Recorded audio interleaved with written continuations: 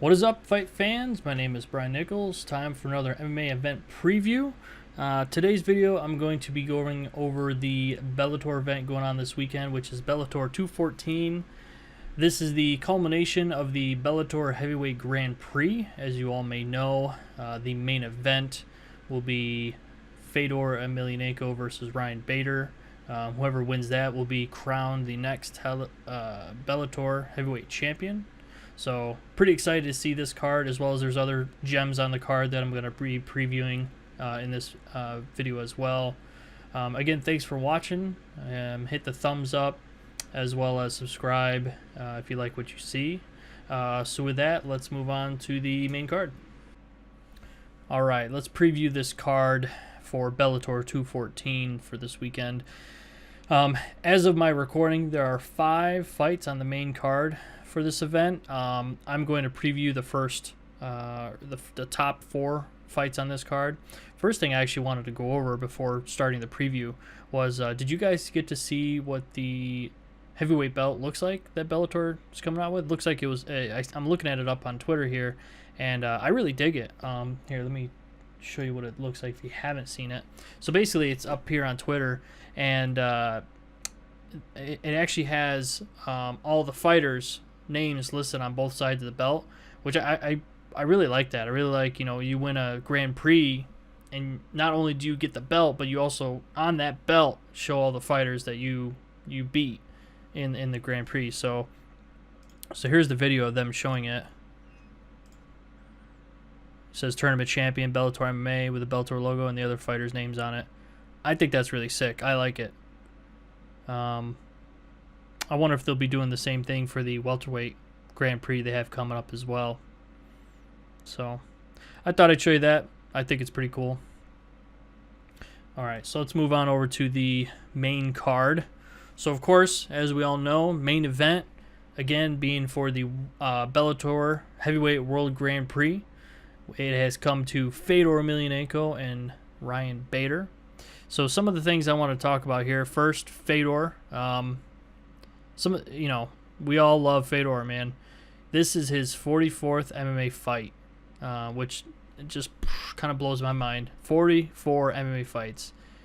And I also looked, his first fight was in the year 2000, so 19 years, a little under 19 years, basically 19 years of fighting in mixed martial arts. It's crazy what people that have fought that long, obviously including Fedor, how much grind and work they've put in to mixed martial arts for that long. It blows my mind. And on top of that, Fedor is 42 years old, and here he is in Bellator against a young Ryan Bader, light heavyweight champion, top of the world right now. I feel like the cards are stacked against Fedor, but we all know Fedor, he can pull a win out of nowhere. So I'm really excited to see how this fight turns out. And then also, of course, before this video, I want to do a bunch of research on all the fighters and fights. One of the things that I thought about, if Fedor wins this Grand Prix and becomes the heavyweight champion, 2 things. One, it has to almost, if not solidify Fedor as like a GOAT, it has to be at least the heavyweight GOAT. I mean, I know a lot of people throw out Kane out there, and I agree. Kane is a beast. But if Fedor, and this is going to be my second part, if Fedor retired, let's say he won against Ryan Bader, became the heavyweight champion after winning a Grand Prix in Bellator, and then retires, I mean, how does that not make him the GOAT? Beating Ryan Bader, Chael, who else did he beat? Frank Mir, finally fought Frank Mir. He's got to be either number 1 or number 2 GOAT at heavyweight. There's no other discussion there. So that was part 1. Part 2, I also want to talk about, like I kind of hinted earlier, what happens if Fedor wins this? It's great to see Fedor fighting. It's great to see Fedor winning, looking good. But what I always think about, when is he going to retire? I know he took some time off, came back, but I think Bellator did a great thing doing this heavyweight Grand Prix, bringing back the heavyweight title. But I think it's going to be super unfortunate if Fedor wins this and then says, hey, thanks for the cheese, I'm out. Just takes the not snazzy new belt that Bellator has here and just pieces out. So I think this is a good way to get the heavyweight division going for Bellator. I know it's kind of shallow now, and they had and actually I think the heavyweight champion previously is having another fight in Bellator, and whoever wins that will be fighting whoever wins the title this weekend. We'll see, but yeah, I'm always worried about Fedor of when he's gonna finally call it, and I wonder if he wins this Grand Prix, if then he'll finally call it. It's just gonna suck for Bellator. Be like, yeah, we got that Grand Prix finished, and then there goes our champion. So I don't know. I'm excited, but nervous. And then moving on to Bader. Actually, one other thing. I was actually watching, it was Joe Rogan's podcast recently, and Brendan Schaub was on. I don't know if you guys caught this, but I guess Scott, how am I forgetting his name? Scott Coker, sorry. He, I want to say, I don't know if he texted or messaged basically Brendan Schaub and asked him if he'd be interested in coming to the event to see Fedor fight in person. I guess that same invitation was sent out to Joe Rogan, so they were talking about possibly going, so it'd be interesting to see Joe Rogan at a Bellator event, but supposedly I guess Joe's never seen Fedor fight in person, so I feel like this is the time to do it. World Grand Prix, finale, so anyways, moving on to Bader. What's there to say here? Obviously, he's their light heavyweight champion. Looking at Ryan Bader's record, just in Bellator, look at this list. We got Phil Davis, which he came right into Bellator, beat Phil Davis, and got the light heavyweight belt. First fight. Second fight, defended his light heavyweight belt. Second round TKO. And then from there, went into the heavyweight Grand Prix and beat King Mo, Matt Mitrione. And if he beats Fedor, how does that not make Ryan Bader one of the best MMA fighters in Bellator right now? I mean, that's a crazy record within what? That'd be 5 fights? Pretty crazy. And on top of that, if he does actually beat Fedor, he will be, I think, the first champ in Bellator, which always brings up a question in my mind. We've only really seen champs in UFC, and how does the UFC treat champs? Once they become champ, they take away usually their first belt, and they have to continue defending their second belt. I wonder if that's going to be the same case here with Bellator, 'cause I know UFC's event schedule is very rough, and they're always having events, and the champions, and not only champions but the fighters, have to keep up. And I think that's one of the main reasons why the UFC takes one of the belts, because they don't think a champion would be able to defend one and then the other as much as they'd like them to. So, in my opinion, I think DC probably could have done it. Obviously, as we would all if we went from light heavyweight to heavyweight, he obviously enjoys not having to do that crazy cut for light heavyweight. But I think if DC was given the opportunity, I think he could have defended both the light heavyweight and heavyweight belt. Now, obviously UFC took that away. But with Bader, I feel like Bader could do that. Bader could become champ, light heavyweight and heavyweight champion. And because, let's be honest, even though the UFC light heavyweight and heavyweight divisions are a little shallow, they're obviously probably a little more shallow in Bellator. So with them just re-kicking up the heavyweight division here, obviously it's going to be very shallow in the beginning. So I feel like Bader could keep up with defending both belts. So I think out of the UFC and Bellator, I think Bader could be the first fighter to be actually able to be champ and defend both belts going back and forth, which would be awesome. So looking forward to that fight. One other thing I wanted to mention actually about Ryan Bader is I always feel like he's a dark horse. Obviously in the UFC, I feel like he was a dark horse, even though he got beat by John Jones. I still feel like he always found a way to win and always was getting better. And here he is, comes over to Bellator, becomes champion right away. and then moves right into heavyweight. I think people are going for Bader in this fight. You never know with Fedor. But either way, it's going to be a crazy fight, and I know I'm going to be tuned in. So, again, that's the main event, so we'll see how that goes. Co-main, we have... I'm going to close out of the title here. Co-main, we have Aaron Pico and Henry Corrales. Now, we're always seeing good old Aaron Pico on the big cards for Bellator. So, again, here we have Aaron Pico, co-main. His record 4-1 against Henry, who is 16-3. Now, some of the notes I had on Aaron, obviously, since he's 4-1, this will be his 6th fight in MMA. He had no fights in amateur, so literally just 6th MMA fight overall. And his win streak, of course, as some of you may or may not know, his first fight in Bellator, because he's only fought in Bellator, he lost it, but then he's been on 4 wins in a row after that, and all 4 of those wins have been TKO in round 1. So super exciting to watch, super fun to watch. He's always training with the best. So I'm also wondering if we'll have another highlight finish by Aaron Pico. I think a lot of his finishes have been shots to the body.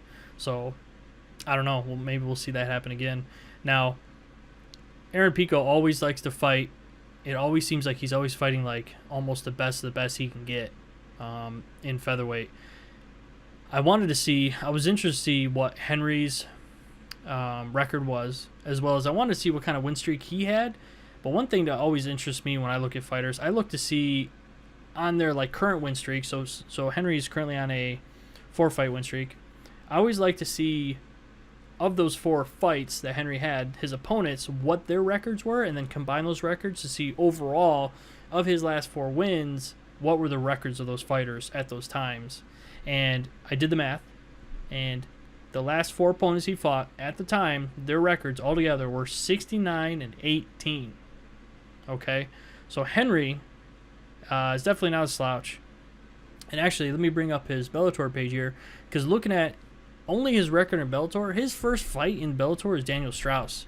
Right after that, Emmanuel Sanchez. Next, Patricio Pitbull. Like, that's a tough beginning right in Bellator right from the get-go. So he had those 3 losses, and then he's had those 4 wins since. So he's looking really good. Also, his nickname is OK, which I thought was kind of funny. I looked, and he fights out of California. I don't know if he's from, like, Oklahoma here in the United States, but he's Henry OK Corrales.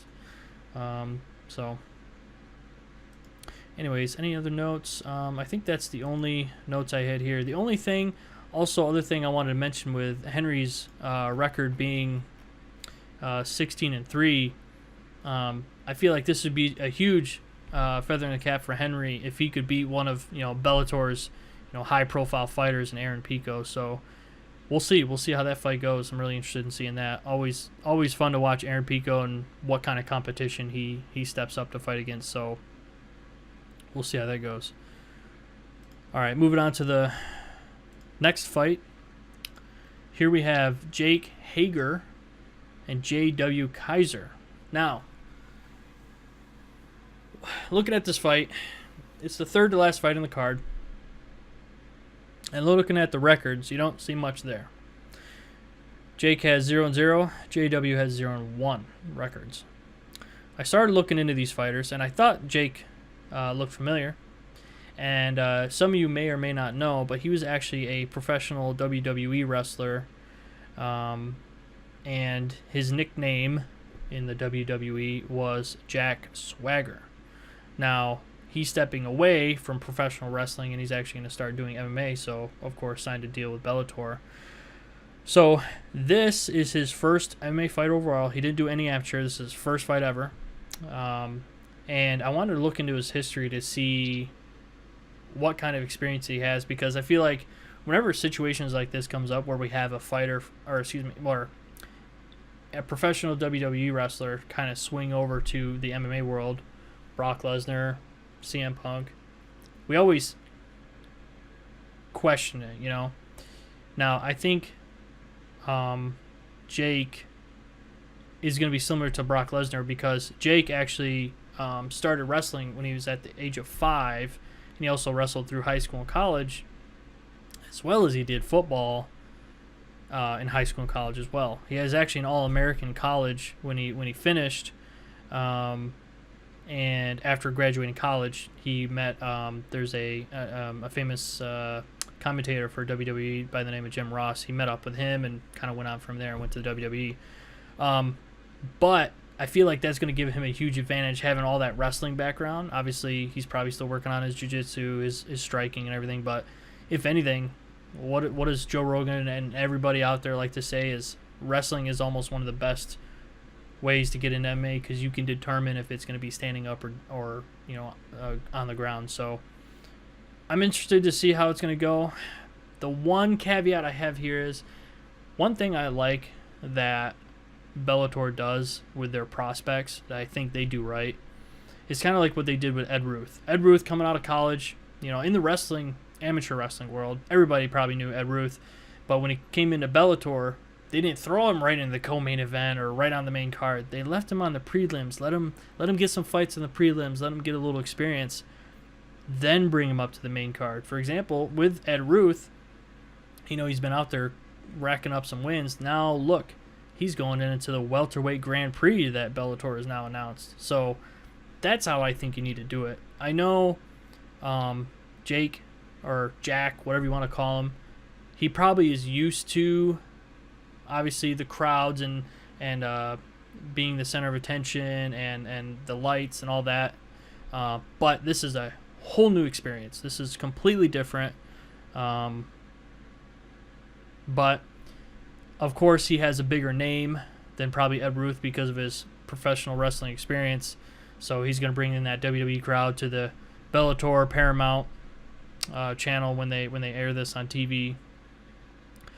So I don't know. We'll see how it goes. I hope they both do great, but we'll see how it goes. The guy Jake's fighting is J.W. Kaiser. Now I looked into J.W. And, of course, not a great record there. He's 0-1.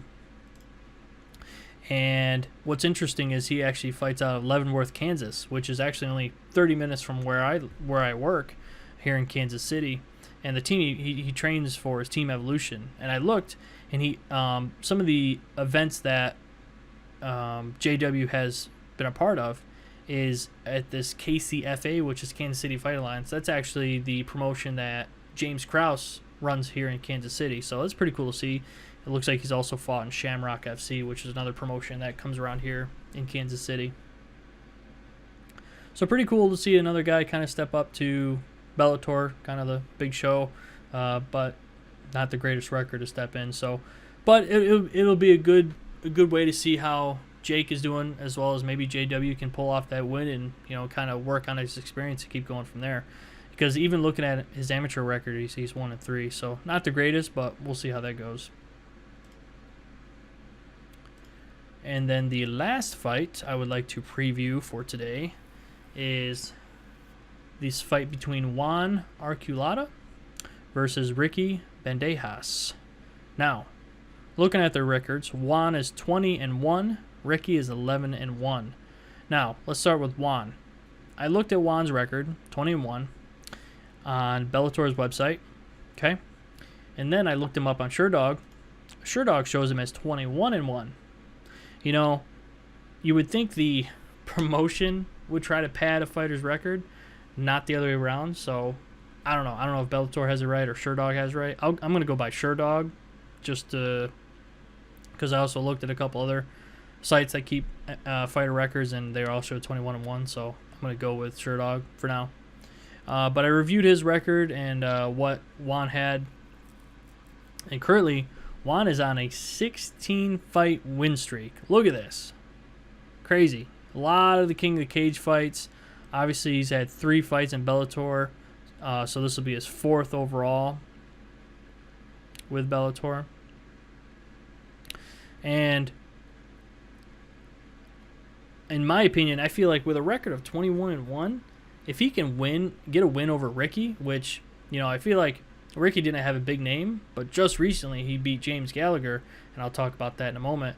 But I feel like that gave him somewhat of a big bump up. So if Juan can beat Ricky, I feel like if he after that he could get maybe another high profile fight in bantamweight, and then possibly go for the title, because Juan is actually going from featherweight to bantamweight for this fight. I think he actually had a previous fight before this at bantamweight as well. So we'll see how Juan does there. And then switching over to Ricky, like I said, he beat. Let me bring up his record here: 11-1. Literally only one fight in Bellator. Literally came in, fought James Gallagher, and beat him in round 1 in impressive fashion. So Ricky's really good. I think he was actually a champion over CFFC promotion. And he's actually on a 6-fight win streak, with 4 of those fights being finishes. So another, I think, up-and-comer and another great prospect that Bellator picked up. That's one thing I'm really liking about Bellator, is all these fighters that they're picking up, I feel like are really good prospects that they can work up in their divisions. So with that was the last fight I wanted to go over in today's preview. The 4 fights on the card. So let me know what you think about this upcoming Bellator card. I'm pretty excited. It's actually on Saturday night. I know sometimes Bellator is on Friday, but for this weekend it's actually on Saturday night. There's no UFC event. I think there's actually a UFC event at one point, but they canceled it. I think it was the pay-per-view. So Bellator won't be competing with UFC, which is good. So I'm excited to watch this card. I hope you guys are as well. I hope you enjoy it. So again, thanks for watching. Give me a thumbs up and a subscribe if you like what you see. And catch you next time.